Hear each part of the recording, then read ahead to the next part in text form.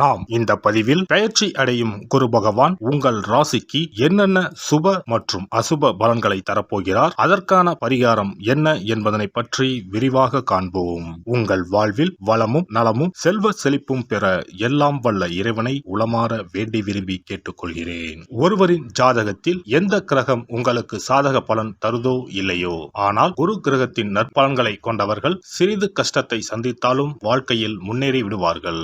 நவ கிரகங்களில் குரு பகவான் மங்கள கிரகமாக விளங்கி வருகிறார். ஜோதிட சாஸ்திரத்தில் குரு பகவானுக்கு தேவர்களின் குரு என்ற அந்தஸ்தும் வழங்கப்பட்டுள்ளது. இவர் நல்ல பலன்களை அளிக்கும் கிரகமாக கருதப்படுகிறார். திருமணம், மகிழ்ச்சி, குழந்தைகள், நல்ல அதிர்ஷ்டம், அறிவு, கல்வி, பேச்சாற்றல், மரியாதை, நல்ல ஒழுக்கம் ஆகியவற்றுக்கு இவர் காரணியாக உள்ளார். ஒருவரது ஜாதகத்தில் குரு பகவான் நல்ல இடத்தில் இருந்தால் அவர் வாழ்வில் மிகுந்த மகிழ்ச்சியையும் செழிப்பையும் பெறுகிறார். அவர் வெற்றியின் உச்சம் தொடுவதை யாராலும் தடுக்க முடியாது. குருவின் அருள் பெற்ற நபர்களுக்கு அறிவாற்றல் மேம்பட்டு சமூகத்தில் நல்ல கௌரவமும் பெற்றிருப்பார்கள். 12 ஆண்டுகளுக்கு பிறகு குரு பகவான் ரிஷப ராசியில் பிரவேசிக்க உள்ளார். ஜோதிடத்தில் முக்கிய கிரக பெயர்ச்சிகளில் ஒன்றாக கருதப்படுவது குரு பெயர்ச்சி. இந்த ஆண்டு குரு பெயர்ச்சி 2024 மே 1ஆம் தேதி நடக்க உள்ளது.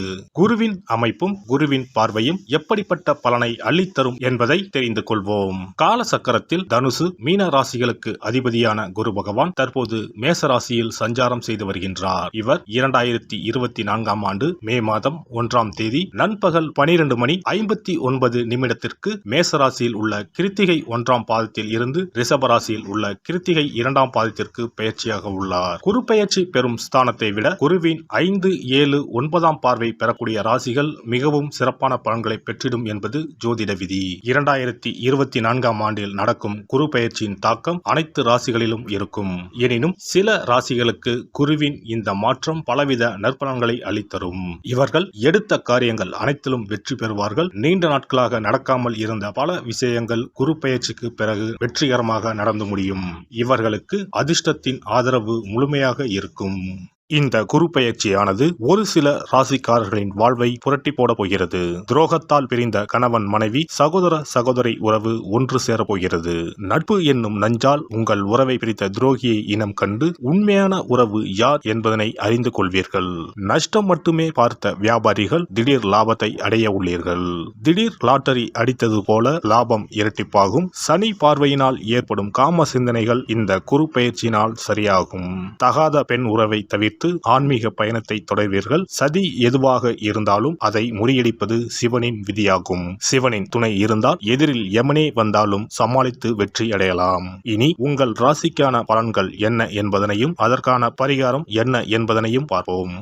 தனுசு ராசி அன்பர்களே, உங்கள் ராசி அதிபதியான குரு பகவான் 6ஆம் இடமான ருண ரோக சத்ருஸ்தானத்தில் பயணம் செய்ய போகிறார். கெட்டவன் கெட்டிடில் கிட்டிடும் ராஜயோகம் என்று சொல்வது போல குரு உங்கள் ராசிக்கு 6ஆம் வீட்டில் மறைந்தாலும் ராஜயோகம்தான்.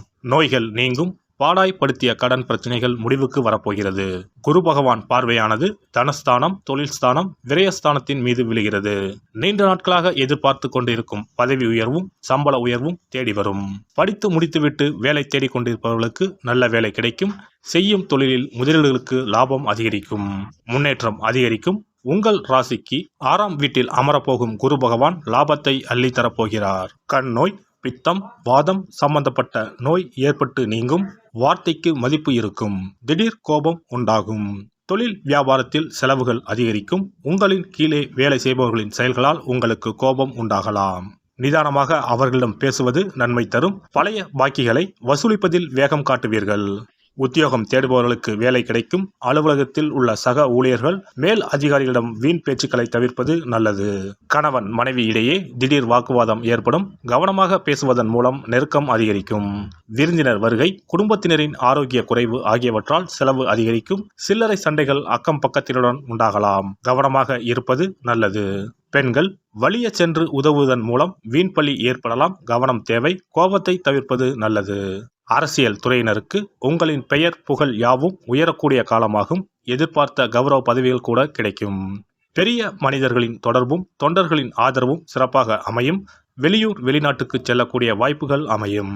மறைமுக வருவாய்கள் அதிகரிக்கும். கலைத்துறையினருக்கு நீங்கள் எதிர்பார்த்து காத்திருந்த பட வாய்ப்புகள் கிடைக்கப்பெற்று உங்களின் திறமைகளை வெளி உலகத்திற்கு தெரியப்படுத்துவீர்கள். கலை சம்பந்தப்பட்ட துறைகளிலும் நல்ல உயர்வுகளை பெற முடியும். நிலுவையில் இருந்த பண பாக்கிகளும் திருப்திகரமாக கைக்கு வந்து சேரும். மாணவர்கள் எந்த வேலை செய்தாலும் கவனமாக செய்வது நல்லது. பாடம் தொடர்பான சந்தேகங்களை உடனுக்குடன் கேட்டு படிப்பது நல்லது. மூலம் நட்சத்திரம். இந்த குரு பெயர்ச்சியால் நல்ல பெயர் வாங்குவீர்கள். மூலதனத்திற்கு தேவையான பணம் வந்து குவியும். எதிரிகள் வகையில் சற்று கவனமுடன் செயல்படவும். பூராடம் நட்சத்திரம். இந்த குரு பெயர்ச்சியால் கலைத்துறைகளை சார்ந்த துறைகளில் ஈடுபட்டு இருப்பவர்கள் நல்ல முன்னேற்றம் காண்பர். புதிய ஒப்பந்தங்கள் கிடைக்கப் பெறுவீர்கள். பிற மொழி பேசுபவர்கள் மூலம் உதவிகள் கிடைக்கும். உத்திராடம் 1ஆம் பாதம். இந்த குரு பெயர்ச்சியால் உங்கள் நிலைமை மாறும். நீங்கள் விரும்பியதை கேட்டு பெற்றுக்கொள்ளலாம். வேலை இல்லாதவர்களுக்கு வேலை கிடைக்கும். கன்சல்டன்சி துறைகளில் வேலை செய்பவர்கள் தகுந்த முன்னேற்றம் கிடைக்கும். பள்ளி கல்லூரிகளில் பணிபுரிவர்களும் நற்பலன்கள் கிடைக்க பெறுவார்கள். பதவி உயர்வு கிடைக்கும். வியாழக்கிழமையில் முல்லை மலர் சாற்றி தட்சிணாமூர்த்தியை வழிபடுவது கடன் பிரச்சனையை தீர்க்கும். செல்வம் சேரும். குரு பெயர்ச்சி சிறப்பு பரிகாரம். ஜாதகத்தில் குரு நல்ல இடத்தில் இல்லாமல் இருந்தாலோ, கோசார ரீதியாக கொடூரமானவராக இருந்தாலோ குரு தோஷம் நீங்க பரிகாரம் செய்ய வேண்டும். தீய பலன்கள் குறையவும் நல்ல பலன்கள் அளவுக்கு அதிகமாக நடைபெறவும் குரு பகவானுக்கு செய்யும் பரிகார முறைகள் உதவும். வியாழக்கிழமை தோறும் தட்சிணாமூர்த்தி வழிபாடு செய்வது சிறப்பான பலன்களை கொடுக்கும். வியாழன் அன்று குரு ஓரையில் நல்ல நேரத்தில் குருவிற்கு உரிய கோலத்தை வடகிழக்கு திசையில் கோலமிட்டு அதன் மேல் முல்லை மலர்கள் பரப்பி குரு எந்திரத்தை வைத்து அதற்கு முல்லை மலர் சூட்டி சந்தன பொட்டிட்டு பொன்னிற தட்டில் கொண்டை கடலை வைத்து தூப தீபம் காட்டி குரு காயத்ரி மந்திரத்தை 108 முறை மன ஒருமையுடன் கூறினால் குருவால் ஏற்பட்ட தீய பலன்கள் விலகும். நல்ல பலன்கள் மேலும் மேலும் அதிகரிக்கும். வியாழக்கிழமை அன்று வீட்டில் நெய் தீபம் ஏற்றி வழிபடுதல். குருவுக்கு உரிய வஸ்திரம் தானியம் கொண்டு வழிபடுதல் நல்லது. வியாழன் அன்று குரு பகவானுக்கு சிறப்பு அபிஷேகம் செய்து மஞ்சள் நிற ஆடை அணிவித்து புஷ்பராகம் வெண் முல்லை மலர்களால் அலங்கரித்து குருவுக்கு உரிய மூல மந்திரத்தினை ஓதி வணங்கி வர குரு கிரக தோஷம் நீங்கும். மஞ்சள் நிற ஆடையை உடுத்துவது, புஷ்பராக மணியை அணிவது, மஞ்சள் நிற ஆடை, கடலை, தானியம் ஆகியவற்றை தானம் செய்வது, வியாழக்கிழமைகளில் விரதங்களை மேற்கொள்வது ஆகியவற்றால் குருதோஷ பரிகாரங்களை செய்யலாம். உங்களால் முடிந்த அளவிற்கு ஏழை எளியோருக்கு தானம் தர்மம் செய்தால் வாழ்க்கையில் அமைதி கிடைக்கும். தினந்தோறும் அல்லது வாரத்தில் ஒரு முறையாவது பசுமாட்டிற்கு அகத்திக்கீரை, அருகம்புல், வாழைப்பழம் போன்றவற்றை உணவாக கொடுத்து வருவது ஜாதகத்தில் இருக்கின்ற குரு பகவானின் நிலையை மிக விரைவில் வலிமைப்படுத்தக்கூடிய ஒரு சிறப்பு பரிகாரமாக கூறப்படுகிறது.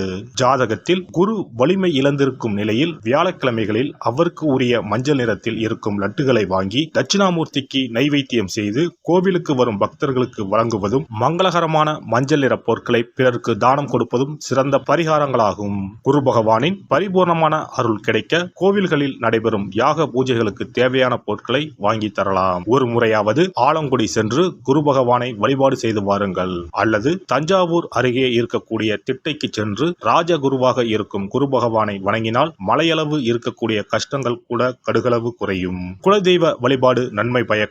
முடிந்தால் மாதம் ஒரு முறை குலதெய்வ கோவிலுக்கு சென்று வழிபட்டு வருவது நல்லது. ஒரு முறை திருச்செந்தூர் சென்று முருகப்பெருமானை வழிபட்டு வந்தால் இந்த குரு பெயர்ச்சி சிறப்பான பலன்களை தரும். உங்களின் வாழ்க்கையில் பொருள் ஈட்டும் முயற்சிகள் அனைத்தையும் வியாழக்கிழமைகளில் தொடங்குவதும் நல்ல பலனை கொடுக்கும்.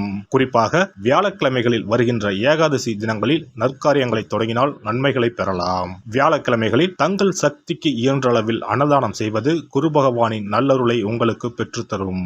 அன்னதானம் செய்வதன் காரணமாக உங்கள் ஜாதகத்தில் இருக்கின்ற குரு கிரக தோஷங்கள் நீங்கி குரு கிரகத்தை பலப்படுத்தி உங்கள் வாழ்க்கையில் நீங்கள் விரும்பிய பலன்கள் தங்க தடையில்லாமல் கிடைக்கச் செய்யும். எல்லாம் வல்ல இறையருளால் நீங்களும் உங்கள் அன்பு குடும்பமும் உடல் நலம், நீலாயுள், நிறை செல்வம், உயர் புகழ், மெய்ஞானம் ஓங்கி வாழ்க வளமுடன். இந்த வீடியோ பதிவு உங்களுக்கு பிடித்திருந்தால் லைக் பண்ணுங்க, கமெண்ட் பண்ணுங்க, ஷேர் பண்ணுங்க, மறக்காம சப்ஸ்கிரைப் பண்ணுங்க, பக்கத்துல இருக்கிற பெல் பட்டனை கிளிக் பண்ணுங்க. நன்றி, வணக்கம். ஓம் நமச்சிவாய. சிவாய நம.